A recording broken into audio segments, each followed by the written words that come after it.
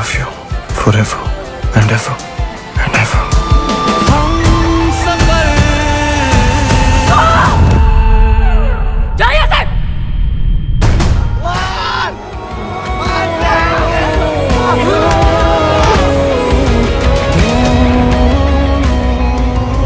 Action!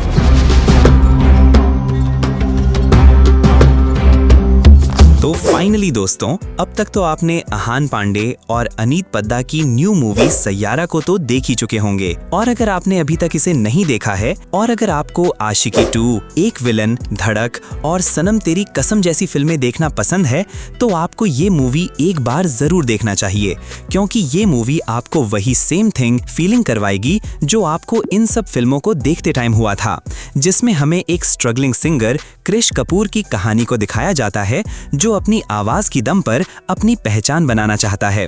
और एक दिन किसी प्रोजेक्ट के कारण कृष कपूर की मुलाकात एक सॉफ्ट स्पोकन जर्नलिस्ट से होती है जो कि एक पोएट भी होती है और गाने भी लिखती है। अब इन दोनों को एक साथ काम करते करते एक दूसरे से प्यार हो जाता है और फिर इन दोनों की प्यार की कहानी कैसे आगे बढ़ती है, इन दोनों के लाइफ में क्या क्या कॉम्प्लिकेशंस आती हैं, इस मूवी में इस तरह से दिखाया गया है कि आपको ये मूवी जरूर पसंद आएगी। बाकी आज मैं आपको इस वीडियो में इस मूवी के कुछ बिहाइंड द सीन्स और इसके कुछ इंटरेस्टिंग फैक्ट्स के बारे में बताने वाला हूं जिसे शायद आप नहीं जानते होंगे। सो ये वीडियो बहुत ही इंटरेस्टिंग होने वाला है। आपसे रिक्वेस्ट है कि आप इस वीडियो को अंत तक जरूर देखिए। कृष कपूर, आज के बाद ये नाम नहीं भूलना।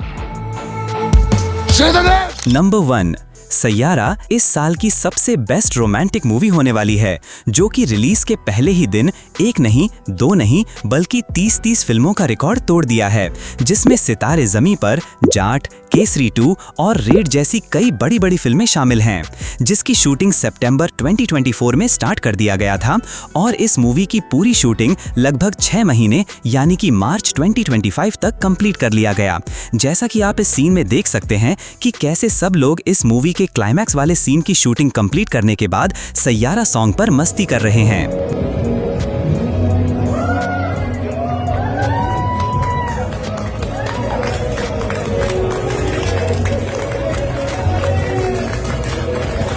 जैसे ही ये मूवी स्टार्ट होता है तो हमें कुछ देर बाद ये वाला सीन देखने को मिलता है जिसमें वाणी और उसके पिता कार से जा रहे होते हैं, जिसे शूट करने के लिए कुछ इस तरह से कार पे ही कैमरा को फिट किया गया था।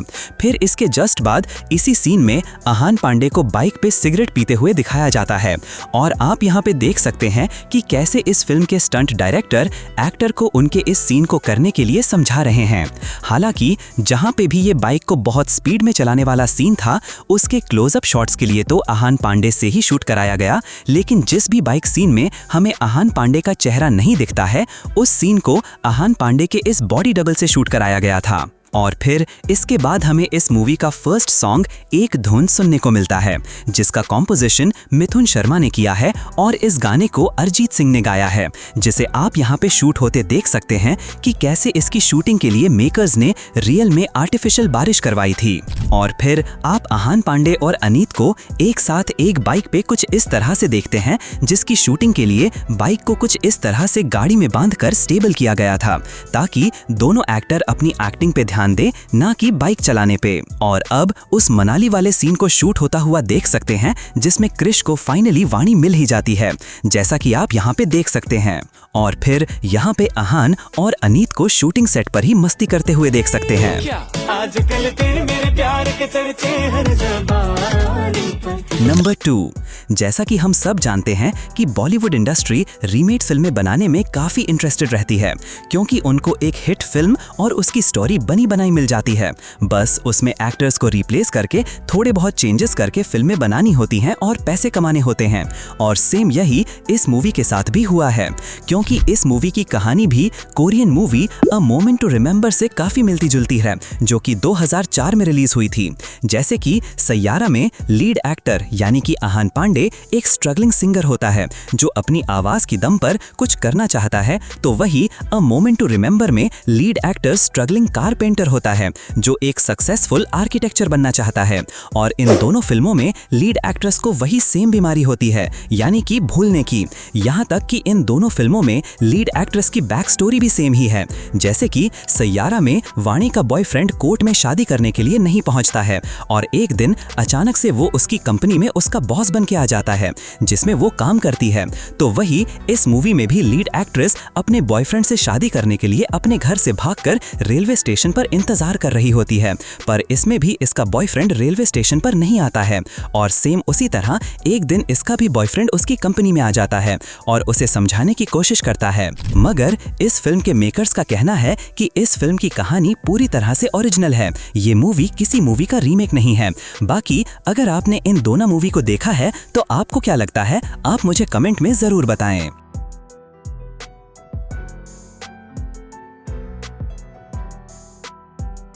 नंबर 3, इस मूवी का टोटल बजट लगभग 60 करोड़ रुपए बताया जा रहा है, जिसमें इसका पोस्ट प्रोडक्शन, म्यूजिक, एडवर्टाइजिंग और प्रमोशनल कैंपेन्स का भी बजट शामिल है।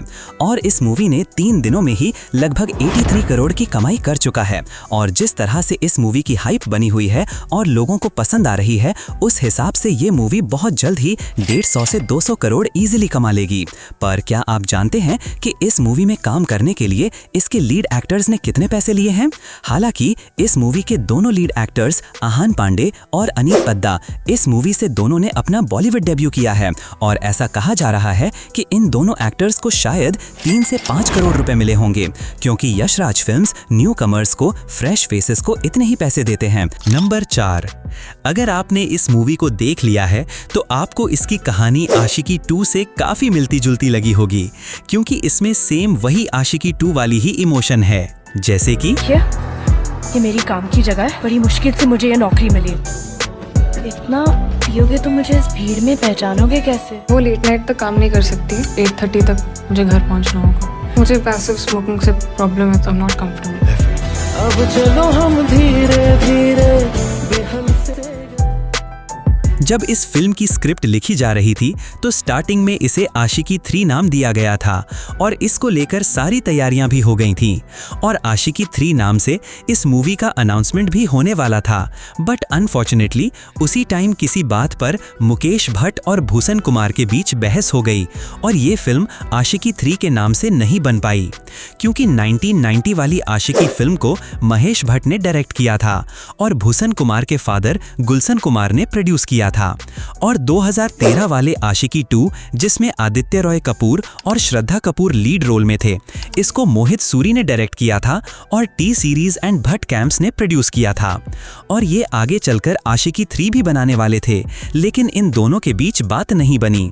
और फिर बाद में मोहित सूरी ने इस मूवी की कहानी को आदित्य चोपड़ा को सुनाया और वे इस मूवी को बनाने के लिए तैयार हो गए और मूवी का टाइटल आशिकी 3 से बदलकर सैयारा कर दिया गया। ये नाम नहीं भूला। नंबर 5, ये फिल्म बॉक्स ऑफिस पर धमाल मचा रही है और ऐसा लग रहा है कि आहान पांडे इस रोल के लिए परफेक्ट हैं। लेकिन आप ये जानकर चौंक जाएंगे कि इस फिल्म के डायरेक्टर मोहित सूरी इस मूवी में आहान पांडे को कास्ट नहीं करना चाहते थे। वे इस फिल्म को किसी बड़े स्टार कास्ट के साथ बनाना चाहते थे, बट इस फिल्म के प्रोड्यूसर आदित्य चोपड़ा ने उन्हें इस फिल्म को न्यू कमर्स के साथ बनाने की सलाह दी और तब इन्होंने आहान पांडे का ऑडिशन लिया और वे मोहित सूरी को स्वीट और तमीजदार लगे और उन्होंने ये डिसाइड कर लिया कि वे इस फिल्म में कृष कपूर के रोल के लिए फिट नहीं हैं। लेकिन एक रात मोहित सूरी और आहान पांडे दोबारा मिले और काफी देर रात तक इन दोनों के बीच में एक क्लब में डिस्कशन चला और फिर इसके बाद ही मोहित सूरी ने इस मूवी में आहान पांडे को कृष कपूर के लिए साइन कर लिया। और वाणी के रोल के लिए मेकर्स एक ऐसी लड़की की तलाश कर रहे थे जो अपने फेस के साथ किसी भी तरह का कॉस्मेटिकली बदलाव न करवाई हो, यानी कि प्लास्टिक सर्जरी वगैरह न करवाई हो। और कई एक्ट्रेस को रिजेक्ट करने के बाद फाइनली मेकर्स ने अनीत पद्दा को वानी के रोल के लिए फाइनल कर लिया। नंबर 6, मुझे ऐसा लगता है कि चाहे आपको लव स्टोरी मूवी पसंद हो या ना हो, लेकिन फिर भी आपको ये फिल्म एक बार जरूर देखना चाहिए, क्योंकि ये मूवी आपके पैसे को वेस्ट नहीं जाने देगी। अगर आप इस मूवी के स्टोरी से अपने आप को कनेक्ट कर पाते हो तो आप इसके हर मोमेंट को एंजॉय करोगे और आप भी ये सब करने पे मजबूर हो जाओगे जो कि ये लोग कर रहे हैं।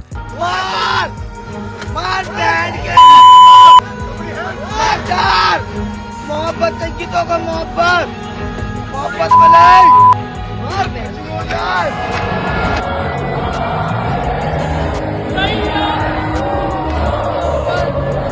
अरे बाप रे, ये खेला है। अरे बाप रे बाप।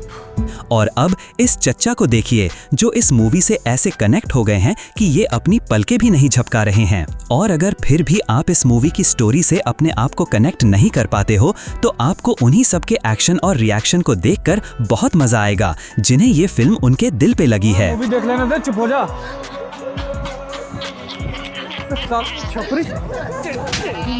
नंबर 7, जैसा कि हम सब जानते हैं, सैयारा मूवी आहान पांडे की फर्स्ट फिल्म है और ये इसी फिल्म से बॉलीवुड में अपना डेब्यू किए हैं।